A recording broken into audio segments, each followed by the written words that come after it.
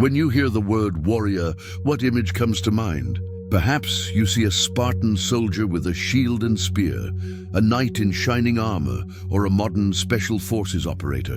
We associate the concept of a warrior with physical strength, with powerful weapons, with courage in the face of physical danger. And for most of human history, that definition was correct. Battles were won by the strongest army, the sharpest sword, the most impenetrable fortress, but the world has changed. The battlefields where our destinies are decided are no longer fields of mud and blood. The most important battles you will ever fight will not be against a physical enemy.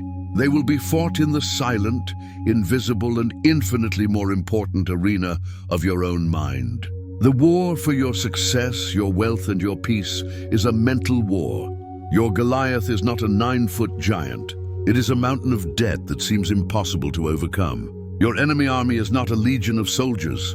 It is the legion of your own doubts, fears, and limiting beliefs. The walls of the city you must conquer are not made of stone. They are the walls of procrastination and indecision that you have built around your own potential. In this new world, the physical warrior is obsolete. The future belongs to a new kind of champion, the mental warrior. A mental warrior understands a profound truth that Napoleon Hill discovered in his research, that the outer world is nothing more than a mirror reflecting the conditions of the inner world. Therefore, all victory must first be achieved on the inside. You cannot conquer the debt in your bank account until you have conquered the fear of lack in your mind. You cannot win the promotion at work until you have won the battle against self-doubt in your own heart. The physical victory is simply the delayed echo of a mental victory that has already occurred. This is the secret that separates the successful from the struggling. The struggler focuses all their energy on fighting the external conditions. The mental warrior ignores the external conditions and focuses all their energy on mastering their internal state, knowing that if they win the war within, the outer world will have no choice but to surrender. On this channel, we are dedicated to giving you the strategy and tactics to become this new kind of warrior. We decode the principles of the world's greatest masters of the mind, like Napoleon Hill. If you are ready to stop being a victim of your circumstances and start being the commander of your mind, then I invite you to join our army of mental warriors by subscribing to the channel right now. To understand the difference between these two types of warriors, we need only look at the most famous battle in history, David versus Goliath. From a physical perspective, this was a ridiculous mismatch. An armored 9-foot champion against a teenage shepherd with a sling. If the battle were purely physical, it would have been over in seconds. But it wasn't a physical battle. It was a mental one. And in that arena, Goliath, the physical giant, was a complete amateur. David, the young shepherd, was a grandmaster. David won that fight, not when the stone left his sling, but in the moments before, when he won the battle of perception, the battle of conviction, and the battle of strategy in his own mind. His story is the ultimate guide to becoming an undefeated mental warrior. So let us enter the true arena, the arena of the mind. Let us dissect the mental strategy that David used to turn an impossible situation into an inevitable victory. A strategy that Napoleon Hill would later confirm is used by all great champions. The first discipline we must learn is the warrior's art of perception. Before a warrior ever picks up a weapon, before the first arrow is fired, the outcome of the battle is shaped by a single, invisible factor: perception. How the warrior sees the battlefield, how he defines his enemy, and how he defines himself. In relation to that enemy is the single most powerful variable in the entire equation of war. The first and most fundamental discipline of a mental warrior, therefore, is the mastery of perception. To understand this, let us return to the valley of Elah. For 40 days, the entire army of Israel, including their king Saul, was paralyzed by fear. Why? Because they had accepted Goliath's definition of the battle, they looked at the battlefield through his eyes. They saw his towering height. They saw the weight of his armor. They saw the fearsome size of his spear. They accepted the premise that this was a battle of physical strength. And based on that perception, the conclusion was logical and inescapable. We are going to lose. Their perception created their reality, and that reality was 40 days of humiliation and paralysis. They were physical warriors trying to solve a problem with a physical mindset, and they were utterly defeated before the fight even began. Then David arrives on the scene. He hears the same taunts. He sees the same 9-foot giant. The physical facts are identical, but his perception is radically, fundamentally different. He does not accept Goliath's frame. He imposes his own. Listen to his first response when he hears of the situation. He does not say, "He is so big, how can we fight him?" He asks, "Who is this uncircumcised Philistine that he should defy the armies of the living God?" This is not just a rhetorical question. It is a strategic reframing of the entire battle. In that one sentence, David does 3 things that only a master mental warrior can do. First, he diminishes his enemy. By calling him an uncircumcised Philistine, he is not just using an insult. He is strategically placing Goliath outside of the covenant, outside of the circle of divine protection. He is defining him as an illegitimate outsider. Second, he elevates his own side. He doesn't refer to them as the terrified, cowering army of Saul. He reframes them as the armies of the living God. He reminds himself and everyone around him of their true identity and the source of their power. And third, by doing this, he completely changes the rules of the engagement. The battle is no longer about a shepherd boy versus a giant. It is now about the living God versus a blasphemous challenger. And in that battle, the outcome is a foregone conclusion. This is what Napoleon Hill meant by a positive mental attitude, PMA.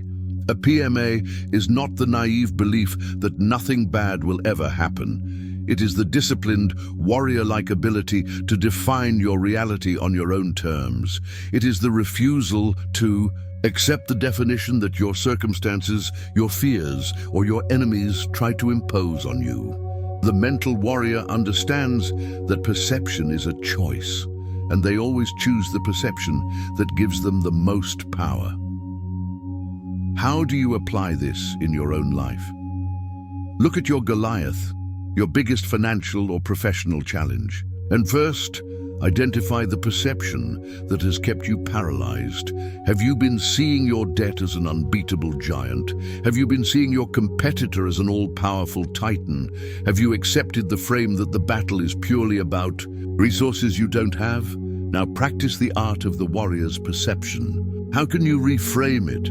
Can you see your debt not as a monster but as a paid-for education in financial discipline? Can you see your competitor not as a threat but as a training partner sent to make you stronger and more innovative? Can you see your lack of resources not as a disadvantage but as a divine setup that will force you to be more creative and rely on a higher power, making your eventual victory even greater? Seeing the battle through a new, empowering lens is the first step. It is what breaks the paralysis and makes action possible. But a perception without belief is just wishful thinking.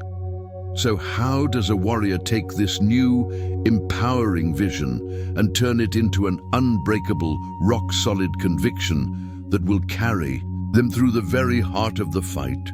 For that, we must learn the second discipline. Having the right perception is what allows you to step onto the battlefield. But perception alone is a fragile thing. It can be shattered by the first roar of the enemy, by the first setback. A new way of seeing must be hardened into a new way of believing. It must be forged under pressure into an unbreakable conviction. This is the second great discipline of the mental warrior, the mastery of conviction. Let us return to David. After reframing the battle in his mind, his next actions are a masterclass in building certainty. When King Saul expresses doubt, telling David he is too young and inexperienced, David does not argue. Instead, he presents his resume of past victories. He says, "Your servant has been keeping his father's sheep. When a lion or a bear came and carried off a sheep from the flock, I went after it, struck it, and rescued the sheep from its mouth." This was not just a speech to convince the king. It was a powerful act of self-reinforcement. He was reminding himself of the evidence of his own strength and divine protection. This is the first step in forging conviction. You must become the historian of your own past successes. A mental warrior keeps a victory log. They consciously recall past challenges they have overcome, past problems they have solved, past moments of strength. They use the evidence of the past to build the certainty for the present. But the ultimate demonstration of conviction comes when David finally stands before Goliath. Look closely at his words. They are not the words of a man who hopes to win. They are the words of a man who is simply narrating an event that, in his mind, has already happened. He says, "This day the Lord will deliver you into my hand, and I will strike you down and cut off your head. And the whole world will know that there is a God in Israel." This is not a prayer, it is a decree. It is a spoken declaration of a future event, as if it were a present fact. This is the mental warrior's most powerful weapon in action, and it is a perfect illustration of two of Napoleon Hill's most profound principles. First, it is applied faith. As we've discussed, applied faith is not hope. It is the mental state of absolute certainty. It is the ability to see your victory as so real in your mind that the physical manifestation is a mere formality. David was not gambling. He was operating from a place of total conviction. This is the state that silences all fear. When your belief in your victory is 100%, there is zero room left for doubt. Second, his spoken words were a powerful and deliberate act of autosuggestion. He was not just talking to Goliath, he was talking to his own subconscious mind. He was giving his inner warrior the final, clear, and unambiguous command. By speaking the victory in such vivid detail, "I will strike you down. I will cut off your head." He was painting a picture so powerful that his subconscious had no choice but to accept it as the only possible reality and to marshal all of his physical and mental resources to carry out the command. His words were the sword that cleared the path for his actions, this power to build certainty out of thin air. To forge an unshakable conviction even when the whole world doubts you is the mark of a true mental warrior. And it is a skill that can be learned and practiced. If you are ready to forge your own unbreakable conviction and turn your beliefs into your reality, make sure you are subscribed to our channel where we train in these principles every week. So how do you forge this conviction? You follow David's lead. You start by becoming the historian of your own strength, regularly reviewing your past wins to build a case file of your own competence. And then you become the prophet of your own future.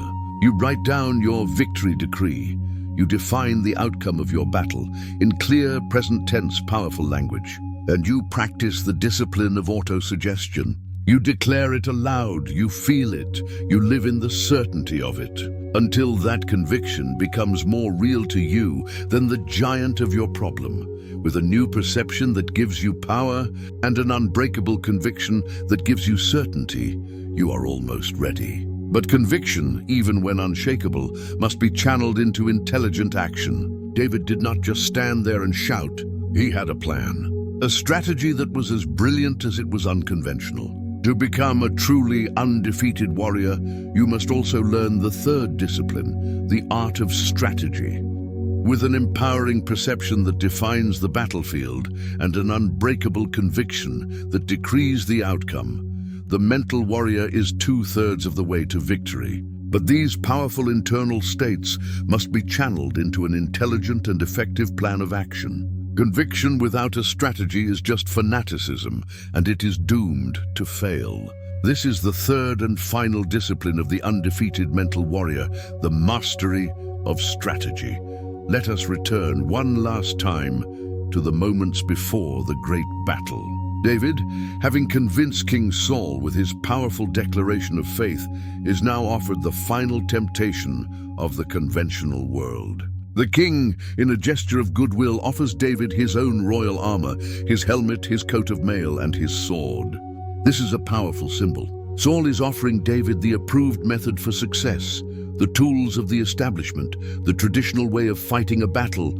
And what does David do? He tries on the armor, and then he takes it off. He says to the king, "I cannot go in these, for I am not used to them."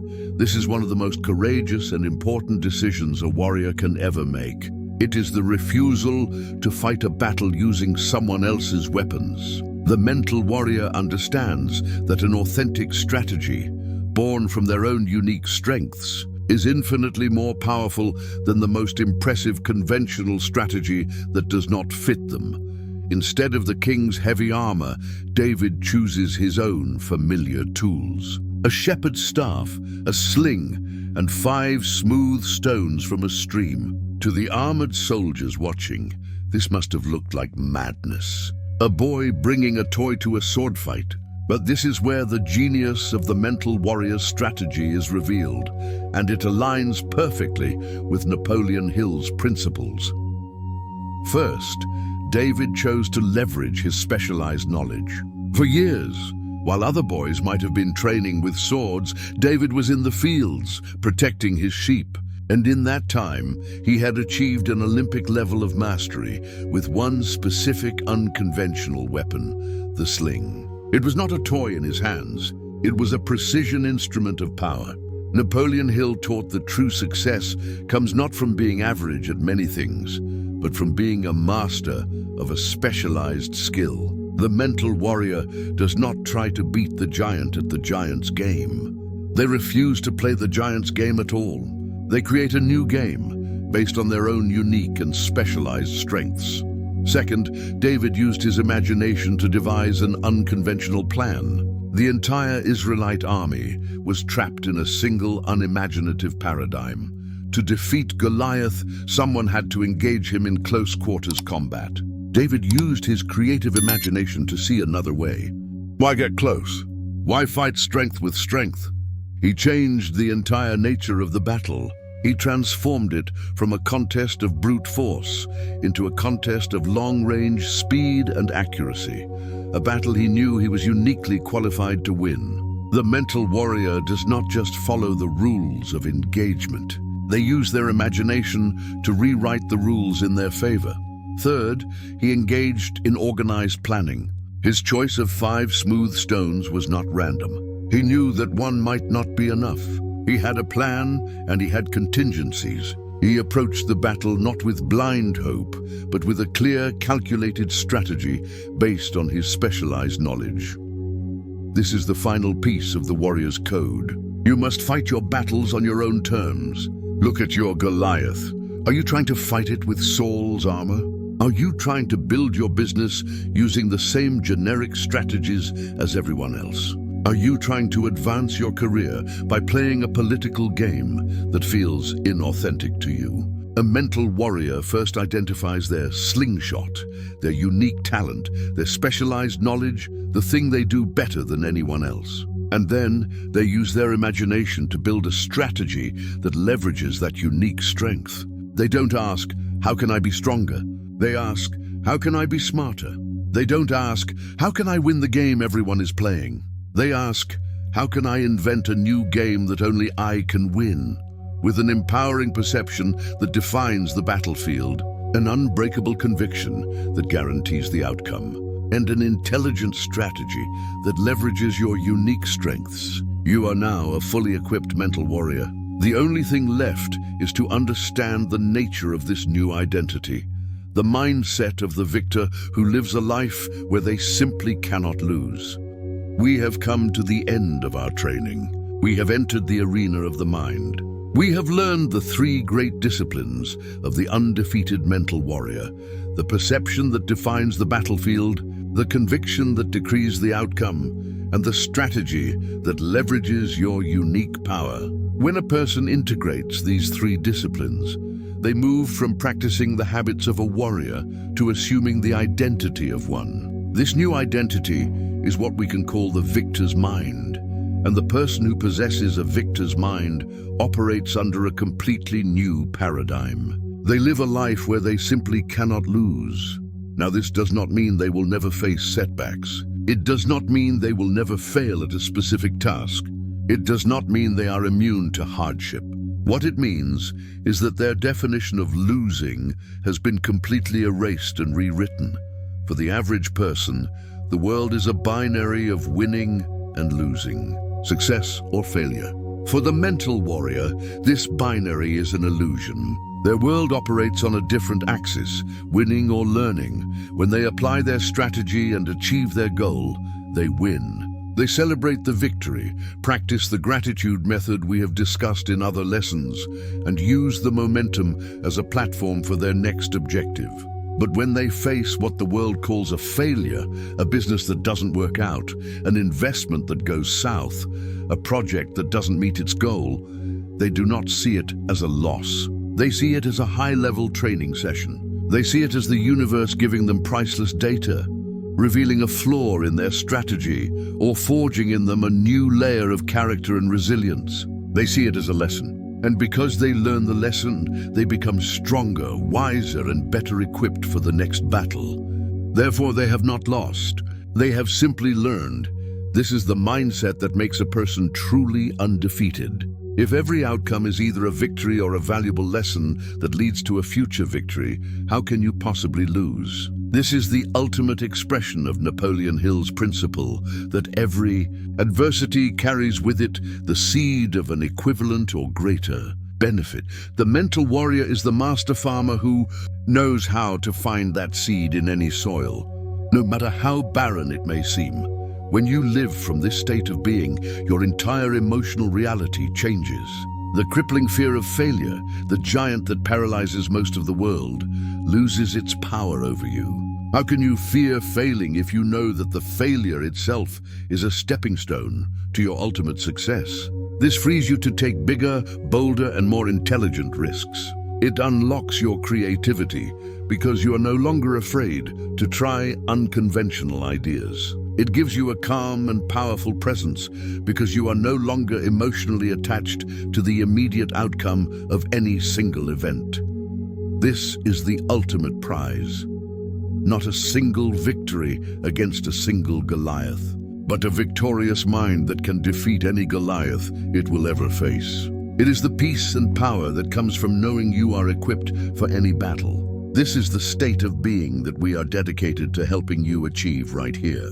If you are committed to forging this victor's mind for yourself, then make sure you are subscribed and are a full member of our training ground. The giants in your life are real, but they are not the ones who decide if you win or lose. You are. The battle is and always will be in your mind. Will you enter the arena as a fearful civilian, accepting the enemy's definition of the fight? Or will you enter as a fully equipped mental warrior, armed with a powerful perception, an unbreakable conviction, and a brilliant strategy? The choice is yours. Win the battle within, and the victory without is guaranteed.